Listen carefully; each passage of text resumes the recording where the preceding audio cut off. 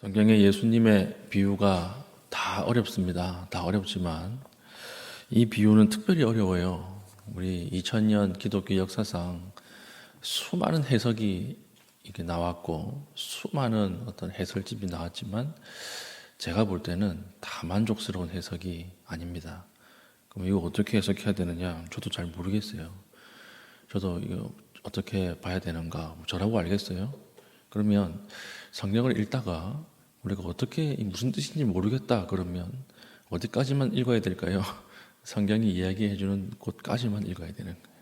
그렇죠? 그걸 더 갖다 붙이면 잘못된 해석을 할 확률이 높다라는 것입니다. 오늘 불의한 청지기 비유라고 하는 비유죠.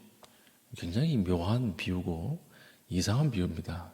내용을 한번 살펴볼까요? 어떤 사람에게 청지기가 한 사람 있었습니다. 청지기와 노예는 달라요. 노예는 자기 스스로 무엇을 할 수 없습니다. 항상 주인의 허락을 받고 움직여야 돼요. 그러나 청지기는 선조치 후보고하는 사람이에요. 어느 정도의 권한이 있었습니다. 그런데 이 청지기가 어떤 청지기냐? 불의한 청지기예요. 그래서 주인의 재산을 낭비하는 것입니다. 주인 입장에서는 이것을 가만히 두고 볼 수가 없었던 거죠. 어떻게 알게 됐느냐? 어떤 사람이 밀고를 했던 것 같아요. 이 청지기, 당신 아래에 있는 청지기가 당신의 재산을 낭비하고 있습니다. 그러니까 주인이 뭐라고 이야기합니까? 이제 너 정리해라. 이렇게 얘기하는 거죠. 정리해고된 거예요.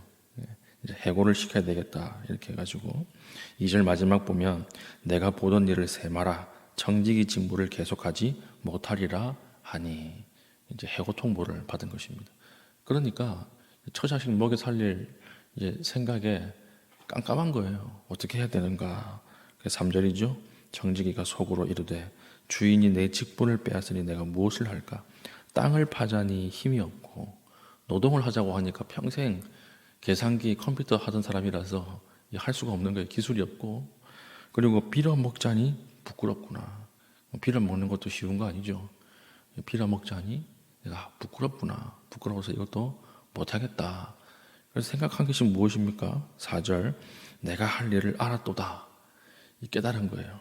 그게 뭐예요? 이렇게 하면 직분을 빼앗긴 후에 사람들이 나를 자기 집으로 영접하리라 하고 내가 이렇게 하면 내가 여기서 쫓겨나도 다른 사람한테 인심을 얻어서 말단 자리 하나는 내주겠지. 이런 거예요. 카운터 정도는 보게 해주겠지. 이렇게 하고 어떤 일을 하는 것입니까? 주인에게 빚진 자들을 일일이 불러다가 다 불러요. 다 불러서 너 얼마나 빚졌어? 이렇게 물어본 다음에 기름 100말 이렇게 이야기하면 그 증서를 빨리 지워가지고 100말이라 쓰지 말고 50이라 써라. 이렇게 얘기하는 거예요. 사기를 치는 거죠, 지금. 문서 위조를 하는 거죠. 문서 위조를 하고. 또, 밀 100석 빌린 사람은 이렇게 80이라고 써라. 이렇게 해서 빚을 탕감해 준 거예요. 근데 자기 게 아니잖아요. 주인 거잖아요. 근데 이 청지기가, 이제 나 쫓겨나는데, 얘가 미친 척 한번 하자. 이렇게 생각하고 이걸 다 내려가지고, 원래 있던, 빌린 것에 어떤 것은 반, 어떤 것은 25%, 다 이 빚을 탕감해 주는 것입니다. 이걸 주인이 알면 어떻게 될까요? 악하고 게으른 종아 이래야 될 텐데 이게 이상한 말이 나오죠. 8절입니다. 주인이 이 옳지 않은 청지기가 이를 지혜 있게 하였으므로 칭찬하였으니 이게 이제 해석이 안 되는 거예요. 이게 왜 주인이 이렇게 이야기했는가? 이걸 예수님께서 제자들에게 들으라 이렇게 하고 한 내용이거든요. 그럼 우리도 문서 위조해가지고 이게 인심을 쌓으라 그 말인가? 이렇게 해석하면 이상해지는 거죠. 우리도 불의한 재물을 쌓아가지고 남의 돈으로 문서 위조해서 내 나중에 이익을 찾아야 되는가? 그렇게 해석하면 안 되는 거잖아요. 그러면서 이제 마지막에 9절에 내가 너희에게 말하노니 불의의 재물로 친구를 사기라. 그리하면 재물이 없어질 때에 그들이 너희를 영주할 처소로 영접하리라. 이게 무슨 말인가? 모른다는 거죠. 어떻게 해석을 해야 되는가? 그럼 이제 성경이 이야기하는 것까지만 우리가 봐야 되는데, 첫 번째, 지금 이 불의한 청지기가 내가 마음대로 깎아줘야 되겠다 이렇게 한 근거는 무엇입니까? 자기 재물이라면 이렇게 할 수 있었을까요? 아니죠. 주인 재물이니까 그렇게 한 거예요.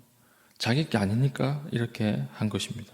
어차피 내 것이 아니니까 내가 그냥 나가면서 다 깎아줘야 되겠다 이렇게 생각을 한 거예요. 그러면 이 생각은 무엇 때문에 하게 된 생각입니까? 해고통보죠. 해고통보.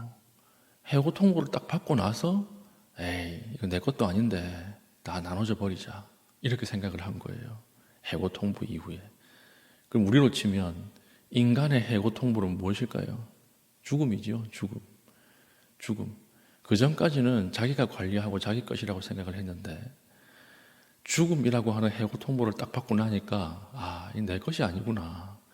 이왕 내 것이 아닌 거 다 깎아줘 버리자. 다 나눠줘 버리자. 이런 생각이 들었다는 것입니다. 그러니까 청지기가 지혜가 들어온 거예요. 내게 아니구나. 내 것이 아니구나. 이 지혜가 하나가 들어왔고, 두 번째 지혜는 무엇입니까? 주인의 집에서 나온 이후의 삶을 준비하게 됐죠. 해고 이후에 내가 여기서 영원히 일할 수 없겠네. 그러면 내가 잘리고 나서 살 직업을 다시 한번 생각해 봐야 되겠다. 내가 이후의 삶을 다시 생각해 봐야 되겠다. 이 지혜가 들어왔던 것입니다. 그러면 청지기에 들어온 지혜가 무엇입니까? 첫째는 내 것이 아무것도 없음을 깨닫게 됐고, 이 해고 통보를 통해서. 두 번째 지혜는 뭐예요? 주인의 집에서 나온 이후의 삶을 어떻게 준비할 것인가. 이 지혜가 해고 통보를 통해 들어온 거죠. 그럼 이 지혜는 오늘날 누구의 지혜여야 할까요? 종말의 시대를 살아가는 우리의 지혜여야 한다는 것입니다. 우리의 지혜. 우리 아둥바둥 움켜쥐려고 하잖아요. 그렇죠? 아둥바둥. 그런데 왜 아둥바둥 움켜쥐려고 하죠? 다 내 것이라고 생각을 하기 때문에 그래요. 근데 만약에 내일이라도 의사가 3개월밖에 안 남았네요. 이렇게 얘기를 한다면 여러분 어떠시겠습니까? 의사들이 3개월밖에 안 남았습니다. 이렇게 얘기 안 하죠. 의사들이 얘기할 때는 3개월 생존율이 몇 %입니다. 이렇게 이야기를 하겠지만 시한부 판정을 받으면 어떤 지혜가 들어와요? 내 것이 아니구나. 이런 생각을 하게 되는 것입니다. 그래서 오늘 주인이 청지기에게 지혜 있다 하는 이 지혜는 어떤 지혜예요? 마지막을 준비하는 지혜. 마지막에는 다 사라지고 마지막에는 가서 영원히 살아야 할 곳이 있다. 이것을 깨닫는 지혜. 이 지혜가 청지기에게 있었고 우리에게 있어야 하지 않겠는가 하는 것입니다.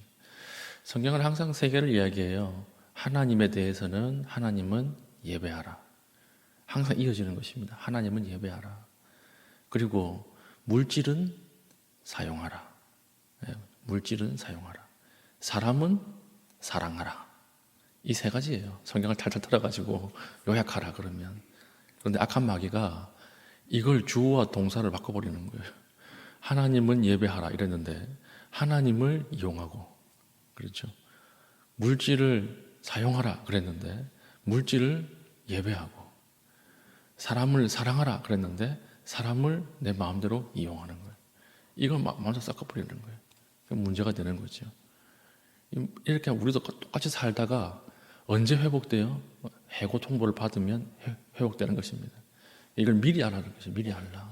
미리 알아서 물질의 다스림을 받지 말고 너희들이 물질을 가지고 적극적으로 종말에 마지막 가야 할 곳을 준비하면서 살아라.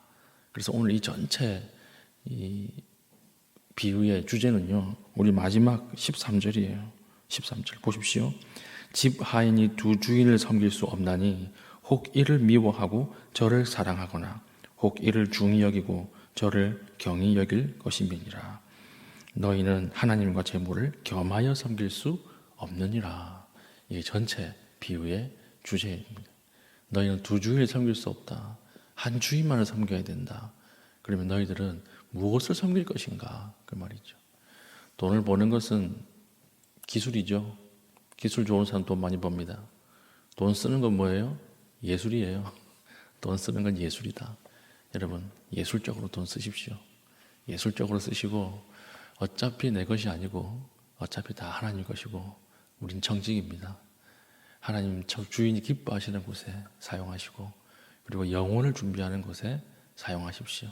그럼 하나님 여러분의 삶과 여러분의 재물까지도 축복해 주실 것입니다. 여러분 돈의 노예가 되지 마시고 돈을 다스리시는 은혜가 있기를 축복합니다. 아멘. 기도하겠습니다.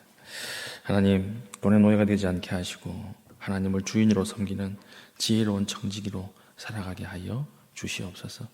하나님 내 것을 풀어서 하나님의 방식 하나님의 나라를 세울 수 있도록 주님 지혜를 허락하여 주시옵소서. 기도하신 이후에 개인적인 기도의 제목 가지고 기도하시고 자유롭게 돌아가시겠습니다.